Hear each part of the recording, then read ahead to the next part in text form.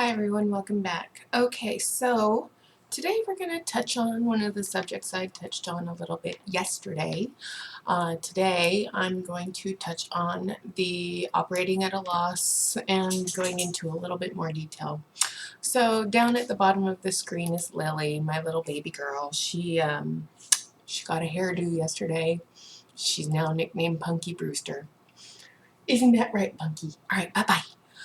Okay, so I asked a question yesterday to a recovering multi-level marketing group, and my question was very specific. I asked, how many of you sold everything in your starter kit before you ordered more pieces, okay? So here are some of the answers, and I'm just going to read some of them. Nope, I was encouraged to order the first weekday after I even got my kit. So they were encouraged to order more inventory before they even got their starter kit. Nope, I was told inventory, buy stuff every day. At the time new releases came out. The conditioning. I didn't sell any of the $299 kit. The majority of it was crap and those ugly ribbon necklaces. I feel you there, honey, especially the brown one. I got 3 brown ones in my $299 starter kit. I sold my first kit for $40, the whole box. I didn't want anything to do with it. And then my daughter told me that I always told them never give up, so I started buying and I didn't know how it really worked, and now I probably still have around 2,000 pieces. I'm sorry. That sucks. Not one piece of it. It was all ugly. The quality of the jewelry has really gone downhill. There's a few more. No, I ordered when I could before I even started to sell. No, and I bet I still have pieces from my kit 2 years later. I was ordering more inventory before my kit even arrived. Do you see the common thread here? Okay.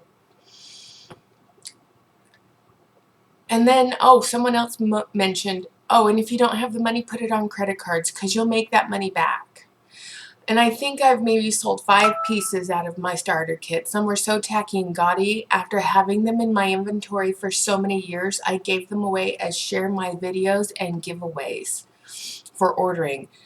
It was instilled daily that we should buy from day one. When Black Diamond pieces came out and those exclusive Life of the Party pieces came out for those Black Diamond drops, we were told to buy at least 50 or as many as we possibly could. If I didn't, I wasn't serious about my business. When I was still grieving the loss of someone who had passed away, I was told not to make excuses. I maybe sold a max of 5 of each of those exclusive Black Diamond pieces out of the 25 or 50 that I ordered. I still have about $5,000 in unsold inventory. Okay. Sold my whole, this is one success story, and I'm really proud of this person. She sold her whole kit on her first live. I'm impressed, and that's great. Ordered right after that, and I was told to just keep up your numbers. Yeah, well, now I'm stuck with 10 to 20,000 pieces of paparazzi jewelry that I can no longer sell because I don't feel ethical about doing so, because I would be lying, because it's not lead and nickel free. So I'm right there with you. Now, you guys know that I quit beginning of the pandemic in 2020, before the lead and nickel free claims came out that they were no longer lead and nickel free. So when I quit, I spent the next 9 months getting rid of my inventory. But for those of you who are quitting now, it's going to be hard. And, that's what sucks. All right. Another person, I sold half. I made an order before I even got my kit, however, and I have over $1,000 of inventory. I sold it all for $250. Another person, no. I ordered more after I did my first live, and I didn't sell all those pieces in my first show. Okay, there is a common thread here, everybody. And that common thread is our uplines are constantly telling us to buy more inventory. Okay, so here's something that my husband and I were discussing, and I took mad notes, and I hope I can make sense of all of them because I was making mad notes while he was going off, and I was like trying to be the secretary and write it all down. But if you are not consistently selling 2/3 of your inventory, how are you making a profit? And if yourself as an upline leader, supervisor, whatever you want to call it, if you are not consistently doing that, how are you actually qualified to lead and supervise others? Because if you're not consistently selling 2/3 of that inventory, if you're just getting it and calling it profits and putting it in your house and not selling it, then how does that qualify you to lead? Because you yourself can't sell it. Okay? So I don't know why paparazzi just can't cut out the middleman and sell this stuff on their website. They have the ability to ship all over the world. They have a website. They can cut out the consultants and the direct sales portion of it easily. And there's a reason that there's an MLM. They are a multi-level marketing company because they know this stuff won't sell unless their consultants slash customers are the ones where they actually make their money. They actually make their money off of their consultants. Because if they cut out the consultants completely and just had people go to the website to buy from them directly, would they make as much money? I don't know. That's the whole thing. Paparazzi doesn't care if you can't sell the product. They don't care. What they care about is getting their money from you, the consultant. They want that money from you. So I would like to see all the paparazzi huns out there with product on the wall behind them. And trust me, there are quite a few with boxes of inventory and walls and rooms and garages full of this product, okay? I would like to see them sell it all. Get rid of it all. Because here's the thing, jewelry is not a consumable item. At some point, your customer will have so many earrings that they're going to stop buying earrings. Same with necklaces, same with rings, same with bracelets. Because they cannot have more, or they do not want more, or they have plenty. They will stop buying at some point.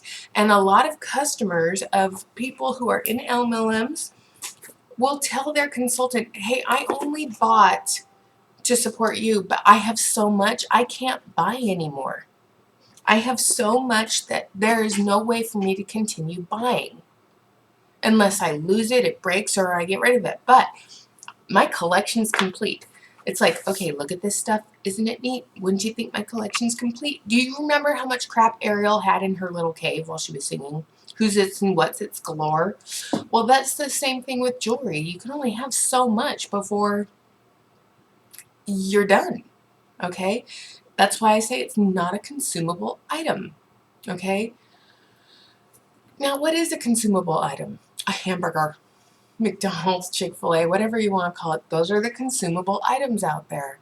Those consumables, someone can eat a hamburger one day, and they'll come back and buy another hamburger another day, okay? So that's how that business model makes sense, because eating food for fuel fuels the body, and you're going to need more fuel. But buying jewelry is not fueling your body. It may fuel your ego, but it's not fueling your body. Okay? That's how this business model doesn't make sense to me. I mean, how do you find new customers? I mean, you can go on and do Facebook Lives, but we all know how hard it is lately with Facebook, Instagram, and all that stuff to get new customers to come to your lives, unless someone likes and shares your stream. And it's hard to get new people, especially since a lot of people already have their paparazzi consultants and they follow them. Okay? Paparazzi is not paying for advertising. They leave that to their consultants to advertise their product. That's another thing paparazzi is doing. They are leaving it to their consultants to advertise for them. They save money because they're not doing the advertising. You are, as a consultant, okay? So you are the one constantly looking for new customers and bugging people. And, you know, in the video from the Franks yesterday where they said that they have integrity, the owners of paparazzi have integrity. No, they don't. If they had integrity, they would completely cut out this business model and sell their stuff on their own website and do the fulfilling of their orders on their own. If they truly had integrity, they would be paying for the advertising themselves. They wouldn't depend on thousands upon thousands of vulnerable women to do it for them. That's, you know, that's just the way I feel. They shouldn't have to be constantly bugging their consultants to buy more. They shouldn't have to constantly have new releases every single fucking day. They just shouldn't. And, you know, they shouldn't have to worry about people bringing in more people to get more money. You know, you need to bring people into your downline so you can get those residual income checks, so you can get those commission checks, because if people leave, quit, or get canceled, your income goes down. So when you add someone to your downline, the majority of them are not making money. They're not making a profit off the jewelry. And you yourself, if you have a downline, you are personally contributing to their slow demise, to profit off of them and their misery and their destruction. And how is that ethical? Is that, does that have integrity with it? When you encourage someone to join your team and buy, just like the comments I read at the beginning of this video, is that ethical? It's like a fat person being a personal trainer, okay?